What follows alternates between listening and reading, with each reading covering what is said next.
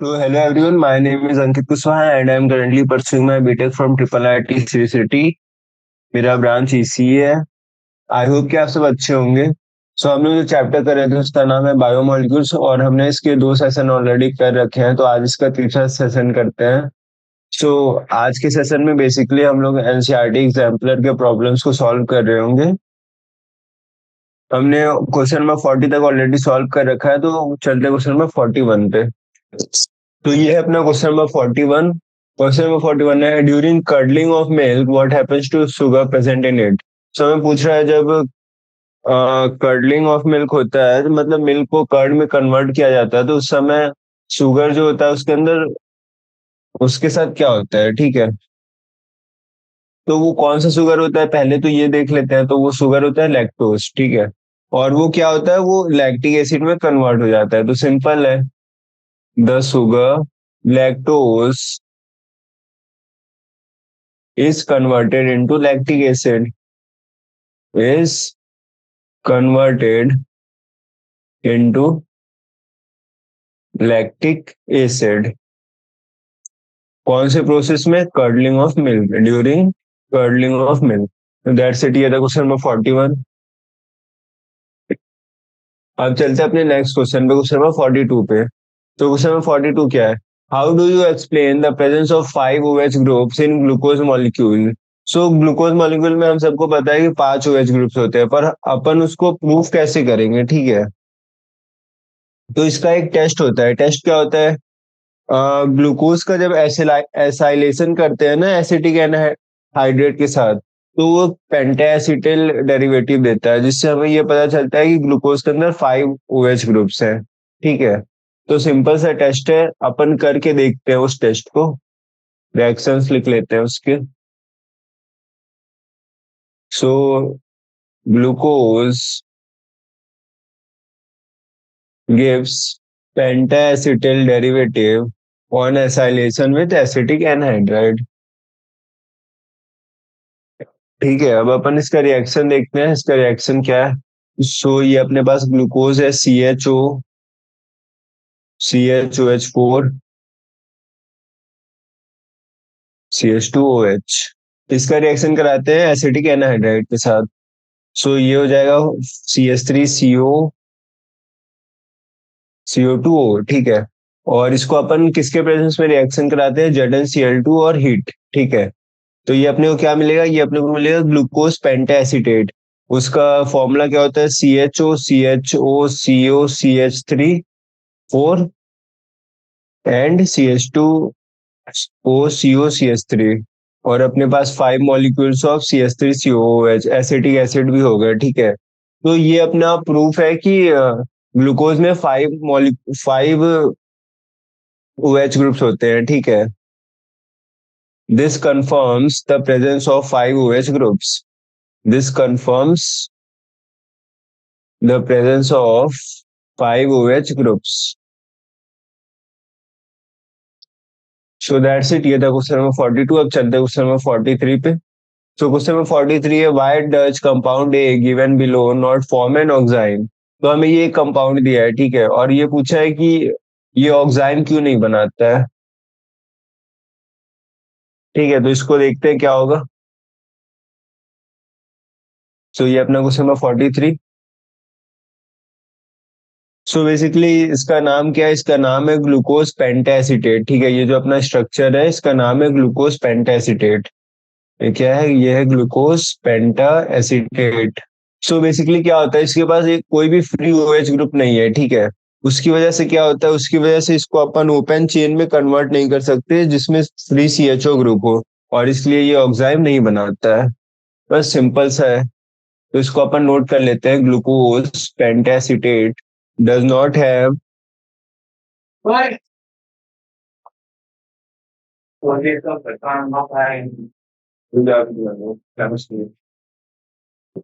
does not have a free CHO group, does not have a free OH group at C, and therefore it cannot be converted to open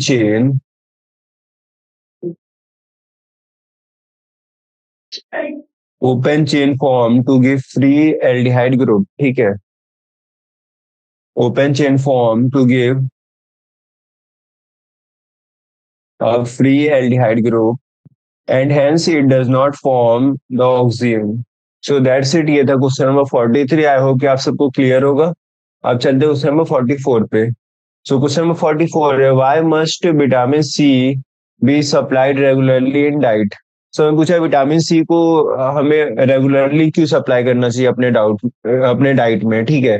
तो basically vitamin C जो है ना वो water soluble होता है. उसकी वजह से एक्सेस ऑफ उसका जो पार्ट है वो यूरिन के साथ एक्सक्रीट हो जाता है, तो हमारे बॉडी में विटामिन सी बचता ही नहीं है. ठीक है. तो इसलिए इसका रेगुलरली सप्लाई लेना चाहिए ताकि कुछ विटामिन सी बॉडी में स्टोर हो सके. सो आई होप कि क्लियर होगा एक्सप्लेनेशन. अब इसको लिख लेते हैं. सो बेसिकली इसका मेन पॉइंट क्या है, vitamin C is water soluble. Vitamin C is water soluble and hence excess of it is readily soluble. Excess of it is readily excreted in urine, so it cannot be stored in our body. So it cannot be stored in our body, and hence it should be regularly supplied in diet. It should be regularly supplied in diet. So that's it. ये था question number 44. आई hope कि आप सबको clear होगा. अब अपन चलते हैं अपने नेक्स्ट क्वेश्चन पे, क्वेश्चन नंबर 45 पे. सो क्वेश्चन नंबर 45 क्या है, sucrose is dextrorotatory but the mixture obtained after hydrolysis is levorotatory. Explain. So हमने एक सिमिलर सा क्वेश्चन ऑलरेडी देख रखा है ऐसा ही. उसमें उसमें भी हमने देखा था कि सुक्रोज क्यों डेक्स्ट्रोरोटेटरी होता है और हाइड्रोलिसिस के बाद वो कन्वर्ट हो जाता है लीवोरोटेटरी में. ठीक है. तो फिर से हमें वैसा ही मिलता जुलता सेम क्वेश्चन पूछा है, तो इसको देखते हैं इसका एक्सप्लेनेशन क्या होगा. सो ये अपना क्वेश्चन नंबर 45. सो सबसे पहले अपना सुक्रोज जो है वो क्या होता है, डेक्स्ट्रोरोटेटरी होता है. Sucrose is dextrorotatory having alpha D is equal to, alpha D की कुछ वैल्यू होती है. अल्फा डी क्या होता है, specific rotation. Having alpha D is equal two plus 66.5 degree. Okay. उसके बाद क्या होता है, on hydrolysis with dilute acids or enzymes it gives equimolar glucose and fructose. ठीक है. जब इसका हाइड्रोलिसिस होता है तो हमें इक्विमोलर मिलता है, किसके किसके, ग्लूकोज के और फ्रक्टोज के. It gives equimolar D plus glucose and D minus fructose. So ये अपना सुक्रोज, इसमें अपन वाटर ऐड किए इन प्रेजेंस ऑफ HCl, तो अपने को क्या मिला, ग्लूकोज मिला और फ्रक्टोज मिला.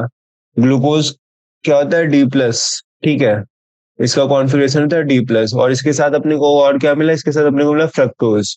फ्रक्टोज का फॉर्मूला आई होप कि आप सबको पता होगा, सेम ही होता है दैट ऑफ ग्लूकोज C6H12O6, और ये होता है D minus configuration, D minus fructose. So अब यहाँ पे अल्फा डी की वैल्यू अलग अलग होती है. ठीक है. ग्लूकोज के लिए अल्फा डी की वैल्यू कितनी होती है, इसके लिए वैल्यू होती है प्लस 52.4, और फ्रक्टोज के लिए अल्फा डी की वैल्यू कितनी होती है, इसके लिए वैल्यू होती है minus of 92.4 degree.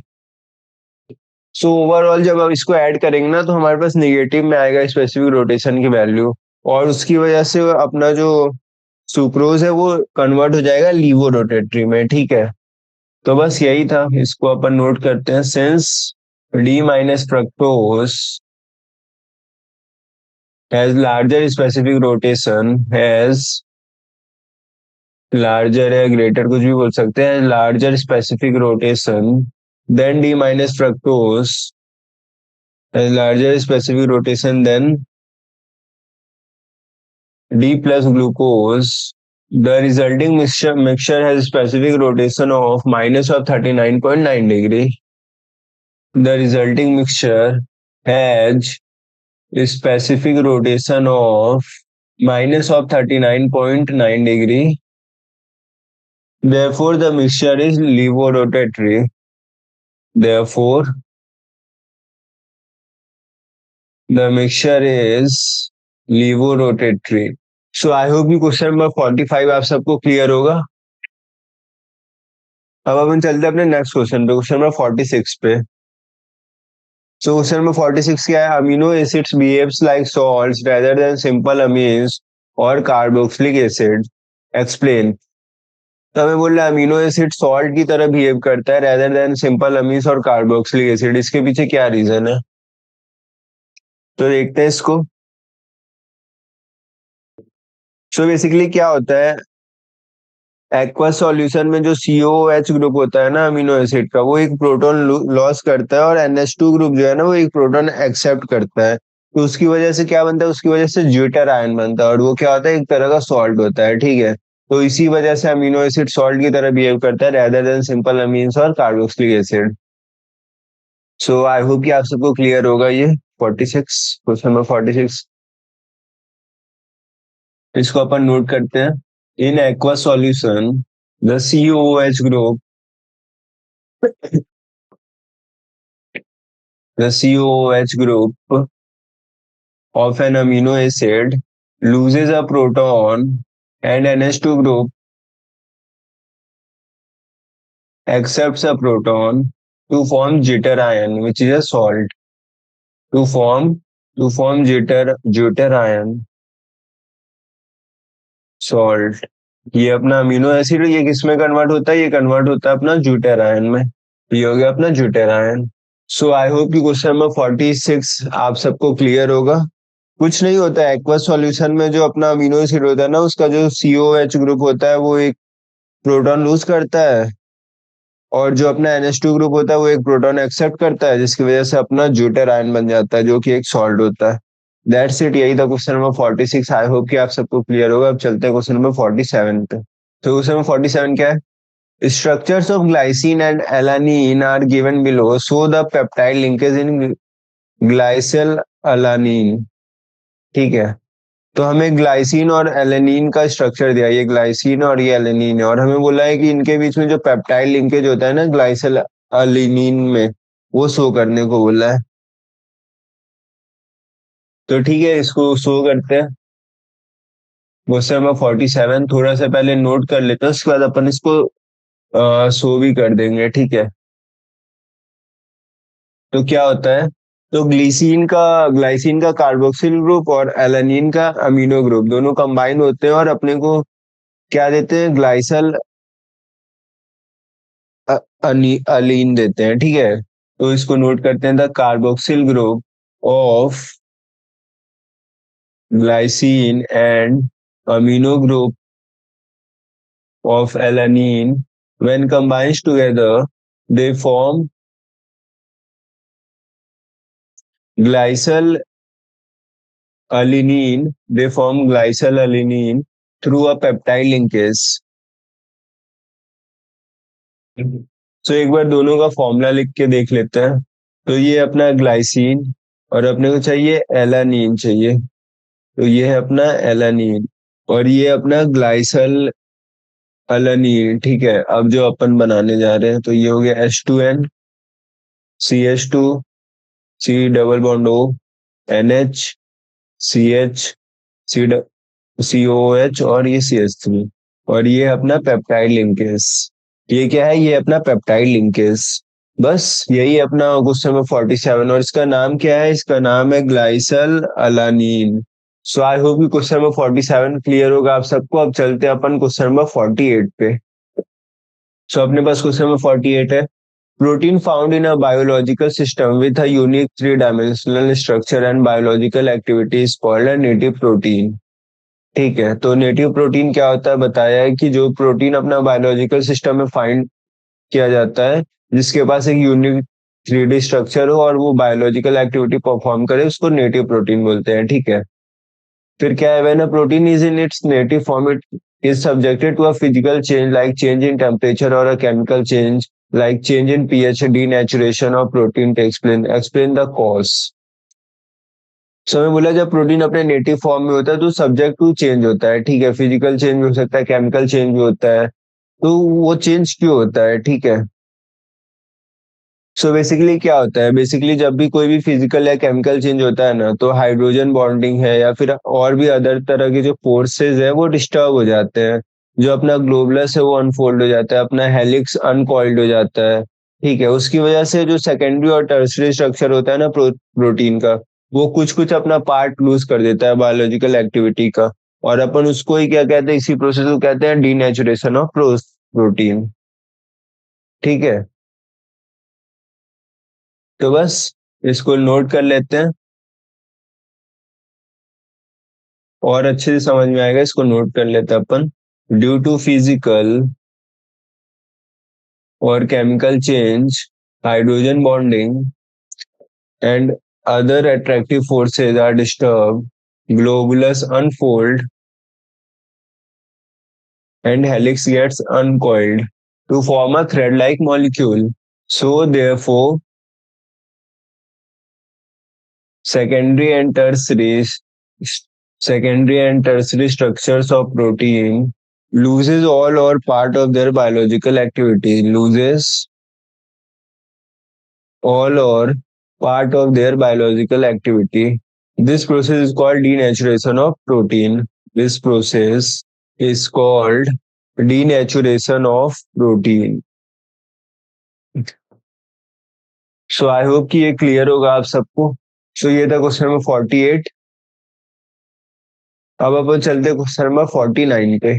So question number 49 क्या है, activation energy for the acid catalyst hydrolysis of sucrose is 66.22 kilojoule per mole, while the activation energy is only 2.15 kilojoule per mole when hydrolysis is catalyzed by the enzyme sucrose, explain। सो हमें बोल रहा है जो activation energy होता है ना for the acid catalyse hydrolysis of sucrose, ये 6.22 kilo joule होता है, पर एक्टिवेशन एनर्जी केवल 2.15 किलो जूल पर मोल होता है।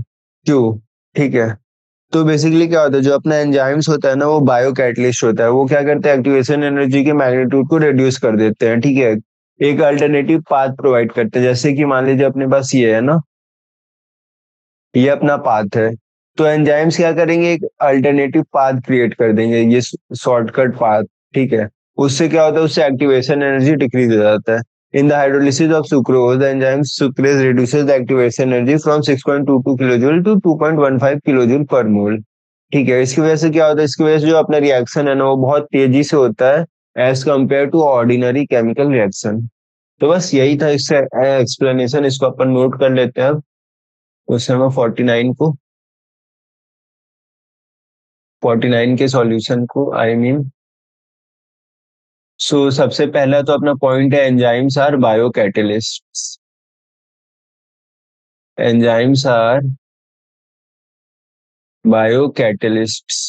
दे reduce the magnitude they reduce the magnitude of activation energy by providing alternative path of activation energy by providing alternative path।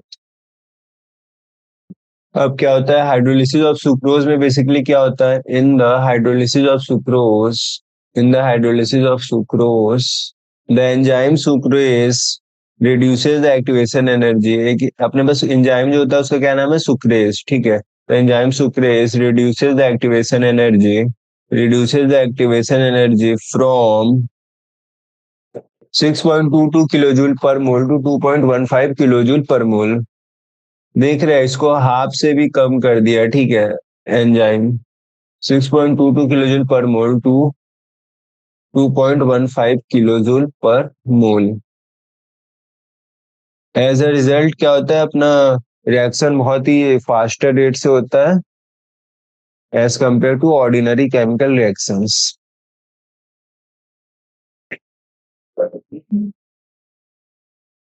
As a result enzyme catalyst enzyme catalyse reactions occur at a much faster rate occur at a much faster rate than the ordinary chemical reactions than the ordinary chemical reactions using conventional catalysts. So, using conventional catalysts. So I hope कि question number 49 आप सबको clear होगा। अब चलते question number 50th पे। So question number 50th क्या है? How do you explain the presence of an aldehydic group in a glucose molecule? So question number 50 है कि अपन किसी भी ग्लूकोज मॉलिक्यूल में एक एल्डिहाइडिक ग्रुप है उसके प्रेजेंस को कैसे प्रूफ करेंगे, लाइक कैसे एक्सप्लेन करेंगे। ठीक है। सो बेसिकली क्या होता है, ग्लूकोज को अपन रिएक्ट करवाते हैं हाइड्रोक्सल अमाइन से। ठीक है, तो उससे क्या मिलता है, उससे हमें मोनो एग्जाइम मिलता है।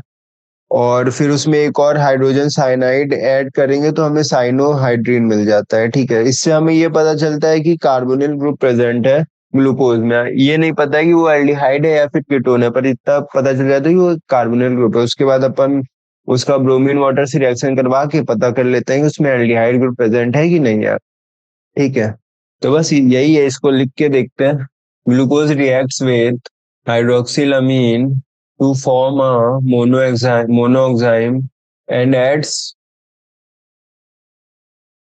1 mole of hydrogen cyanide, 1 molecule of hydrogen cyanide to give cyanohydrin। ये अपना ग्लूकोज मॉलिक्यूल है। ठीक है, इसमें अपन NH2OH ऐड करते हैं तो ये अपने को क्या मिलता है, अपने को मिलता है CH डबल बॉन्ड NOH, उसके बाद CHOH4, इसका तो अपने को मिलता है CH2OH। और ये क्या है, ये है ग्लूकोज ऑक्साइम। ठीक है, अब अपन क्या करेंगे, अब अपन इसमें एक HCN का मॉलिक्यूल ऐड करेंगे। ठीक है, तो उससे अपने को मिल जाएगा ग्लूकोज साइनोहाइड्रीन। उससे अपना ये कंफर्म हो जाएगा कि अपने पास एक कार्बोनिल ग्रुप है। ये नहीं कंफर्म हुआ अभी कि एल्डिहाइड है, पर ये पता चल गया कि कार्बोनिल ग्रुप है अपने पास। ठीक है, अब इसमें अपन HCN ऐड करते हैं तो अपने को क्या मिला, अपने को मिला CHOHCN, CHOH4, CH2OH। इसका नाम क्या है, इसका नाम है glucose cyanohydrin. Therefore, it contains a carbonyl group. Contains a carbonyl group which can be aldehyde or ketone। अभी कंफर्म नहीं है। ठीक है, which can be aldehyde और ketone। अब अपन क्या करेंगे, अब इसका माइल्ड ऑक्सीडेशन करेंगे। ठीक है, ग्लूकोज का माइल्ड ऑक्सीडेशन करेंगे in presence of bromine water, जो कि अपने को ग्लूकोनिक एसिड देता है। उससे अपने को पता चलेगा कि इसमें एल्डिहाइड ग्रुप प्रेजेंट है। On mild oxidation with bromine water, glucose gives gluconic acid. Glucose gives gluconic acid, which is a carboxylic acid containing six carbon atom, which is a carboxylic acid containing 6 carbon atoms. This indicates that carbonyl group present in glucose is an aldehyde group. That carbonyl group present in glucose is an aldehyde group। अपन ये last वाला reaction भी लिख लेते हैं और इसके बाद next question पे चलेंगे। तो ये है अपना ग्लूकोज, इसमें ऐड किया ब्रोमीन वाटर, तो ये अपने को मिला ग्लूकोनिक एसिड, जो कि अपने को कंफर्म करता है कि जो कार्बोनिल ग्रुप प्रेजेंट है वो है aldehydic group. So that's it, यही था क्वेश्चन नंबर 50th। आई होप कि आप सबको क्लियर होगा। अब अपन चलते हैं क्वेश्चन नंबर 51 पे। तो क्वेश्चन नंबर 51 क्या है? Which molecule of nucleosides are involved in the formation of phosphodiester linkage present in dinucleotides? What does the word diester in the name of linkage indicate? Which acid is involved in the formation of this linkage? सो हमें पूछा है कि सबसे पहले पूछा है which moieties of nucleosides are involve in the formation of phosphodiester linkage present in dinucleotides. ठीक है। सो हमें पता है कि न्यूक्लियोसाइड्स है वो फॉस्फोरिक एसिड से लिंक किए जाते हैं कौन सी पोजीशन पे, 5' पोजीशन ऑफ शुगर मोइटी, जिससे हमें क्या मिलता है, न्यूक्लियोटाइड मिलता है। ठीक है। और फर्दर अपन दो न्यूक्लियोटाइड्स को ज्वाइन करके एक डाई न्यूक्लियोटाइड बनाते हैं। ठीक है। अब उन दो न्यूक्लियोटाइड्स को किससे ज्वाइन करते हैं, फॉस्फोडाइस्टर लिंकेज से ज्वाइन करते हैं। ठीक है। बस यही है अपना इस क्वेश्चन में। अब इसको एक बार अच्छे से देख लेते हैं। ठीक है, क्या होता है। तो सबसे पहले अपने पास न्यूक्लियोसाइड्स होता है। ठीक है। उसको अपन फॉस्फोरिक एसिड से लिंक करते हैं एट 5' पोजीशन पे। सो nucleosides are linked to phosphoric acid at 5' position of sugar moiety to form a nucleotide। ठीक है। राइट। तो अपने अपने को न्यूक्लियोटाइड कैसे बना ये समझ में आ गया। अपने पास न्यूक्लियोसाइड है, उसमें अपन फॉस्फोरिक एसिड को लिंक करते हैं at 5' position of sugar moiety, तो अपने को क्या मिलता है, न्यूक्लियोटाइड मिलता है। तो एक काम करते हैं, अपन इसका स्ट्रक्चर पैरेलली बनाते चलते हैं। ठीक है, ताकि अपने को अच्छे से समझ में आए। सो ये अपने पास शुगर, यहाँ पे अपना बेस है, ये अपना 5' कार्बन है, और यहाँ पे अपना फॉस्फोरिक एसिड ग्रुप लिंक है। सो ये अपना क्या हो गया, ये अपना हो गया न्यूक्लियोटाइड। ये हो गया न्यूक्लियोटाइड। ठीक है। सिमिलरली हमारे पास एक और मॉलिक्यूल होगा इसका न्यूक्लियोटाइड का, उन दोनों को अपन ज्वाइन करके डाई न्यूक्लियोटाइड बना देंगे। ठीक है। तो एक और सिमिलर मॉलिक्यूल बना ही लेते हैं अपन साथ में। यहाँ पे भी बेस है,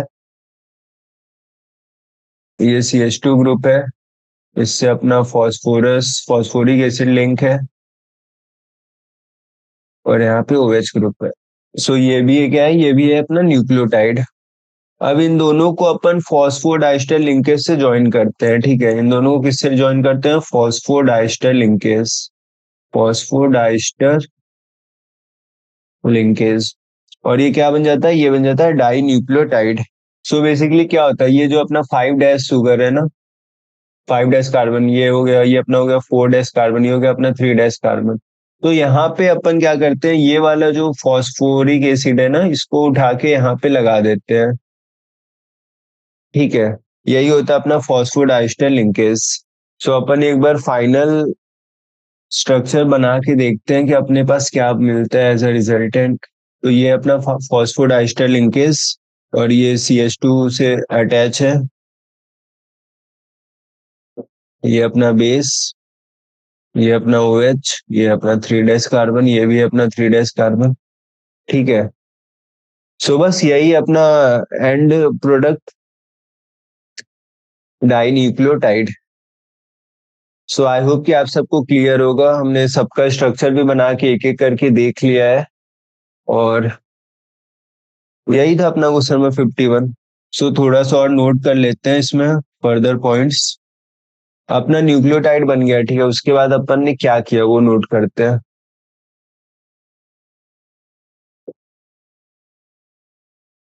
further nucleotides are joined together by phosphodiester linkage, are joined together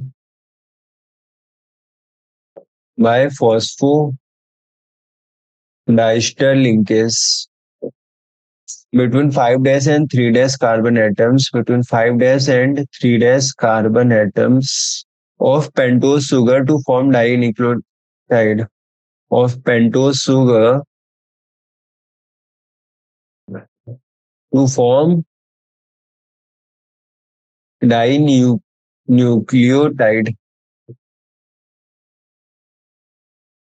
Phosphoric acid is involved in formation of this linkage। ठीक है। हमें लास्ट में क्वेश्चन पूछा था ना, विच acid is involve in the formation of this linkage. तो इसका answer क्या हो जाएगा, इसका आंसर हो जाएगा फॉस्फोरिक एसिड। सो इसको भी नोट कर लेते हैं। phosphoric acid is involved in formation of this linkage. So that's it. यही था अपना क्वेश्चन नंबर 51. आई होप कि आप सबको क्लियर होगा क्वेश्चन नंबर 51 कैसे सॉल्व होगा. अब अपन चलते हैं नेक्स्ट क्वेश्चन पे, क्वेश्चन नंबर 52 पे. तो क्वेश्चन नंबर 52 क्या है? What are glycosidic linkages in which type of biomolecules are they present? So मैं पूछा है ग्लाइकोसिडिक लिंकेज क्या होता है और ये किस टाइप के बायोमोलिक्यूल्स में प्रेजेंट होते हैं. ठीक है.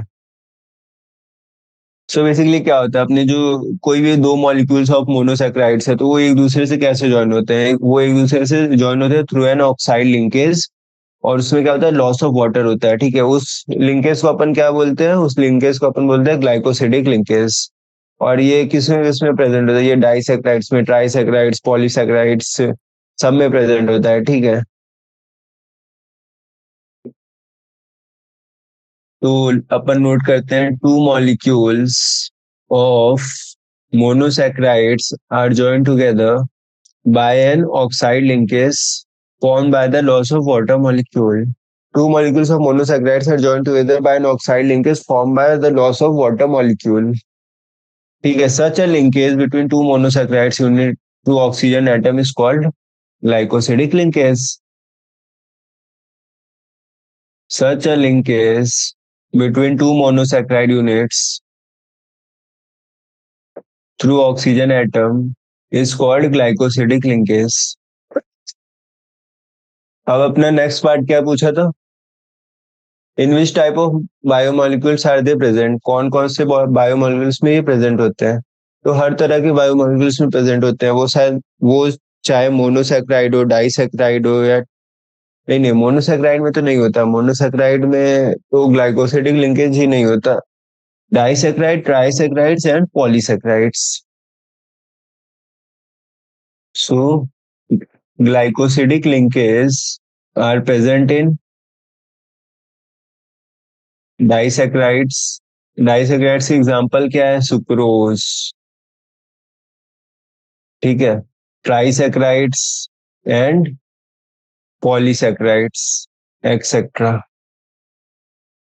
सो आई होप कि आप सबको क्लियर होगा question number 51. Sorry, question number 52. अब अपन चलते हैं नेक्स्ट क्वेश्चन पे, क्वेश्चन नंबर 53 पे. क्वेश्चन नंबर 53 क्या है? Which monosaccharide units are present in starch, cellulose and glucose and which linkages link this units? तो हमें पूछा है कि स्टार्च में कौन सा मोनोसैकेराइड यूनिट होता है, सेलुलोज में कौन सा होता है, ग्लूकोज में कौन सा होता है, और कौन सा लिंकेज इन्हें लिंक करता है आपस में. ठीक है. तो एक एक करके सबका देखते हैं क्या क्या प्रेजेंट है किसके में. सो सबसे पहले अपने पास स्टार्च, फिर अपने पास सेलुलोज, फिर अपने पास ग्लूकोज.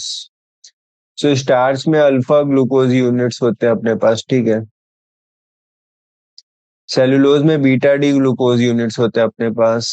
अब अपने को पूछा है कौन सा लिंकेज होता है. ठीक है. तो स्टार्च और ग्लाइकोजन में अपने पास क्या होता है? ग्लाइकोसिडिक लिंकेज होता है. और सेलुलोज में अपने पास ग्लाइकोसिडिक बीटा लिंकेज होता है. ठीक है. So in starch and glycogen, glycosidic alpha linkage is present, and in cellulose glycosidic beta linkage is present between glucose units. सो ये था क्वेश्चन नंबर 53. आई होप कि आप सबको क्लियर होगा. अब अपन चलते हैं नेक्स्ट क्वेश्चन पे, क्वेश्चन नंबर 54 पे. तो क्वेश्चन नंबर 54 क्या है? How do enzymes help a substrate to be attacked by the reagent effectively? So हमें पूछा है कि एंजाइम्स कैसे हेल्प करते हैं एक सबस्ट्रेट को ताकि वो रिएजेंट से इफेक्टिवली अटैक हो सके. ठीक है. क्या होता है ना, एंजाइम्स के अंदर एक्टिव साइट्स होता है जहां पे वो सबस्ट्रेट मॉलिक्यूल्स को होल्ड करते हैं. ठीक है. तो वहां पे आसानी से रिएजेंट आते हैं और अटैक कर देते हैं सबस्ट्रेट को. ठीक है. जिससे कि वो बहुत ज्यादा इफेक्टिवली वर्क करता है. बस यही है इसका solution. Active sites of enzymes hold the substrate molecule in a suitable position so that it can be attacked by the reagent effectively, so that it can be attacked by the reagent effectively, attacked by the reagent effectively. So बस यही होता है, active sites जो होते हैं वो substrate को hold कर लेते हैं, जिसकी वजह से इफेक्टिवली रिएजेंट अटैक कर पाते हैं। सो मैं थोड़ा सा इसको विजुअलाइज भी करवा देता हूँ। ये एक्टिव साइट है, ठीक है, और ये अपना सबस्ट्रेट है। तो क्या होता है, ये होता है, ठीक है, अपना एक्टिव साइट सबस्ट्रेट को अच्छे से होल्ड कर लेता है। बस ये अपना एंजाइम है, ये अपना है एक्टिव साइट, ये अपना सबस्ट्रेट, और ये क्या है, ये है अपना enzyme substrate complex, enzyme substrate complex. So that's it. So ये था अपना क्वेश्चन नंबर 54। आई होप कि आप सबको क्लियर होगा। सो आज के सेशन में हमने क्वेश्चन नंबर 54 तक सॉल्व कर लिया है, और इसी के साथ आज के सेशन को यहीं पे रैप अप करते हैं। अब अपन नेक्स्ट सेशन से क्वेश्चन नंबर 55 से प्रोसीड करेंगे, ठीक है। So thank you so much.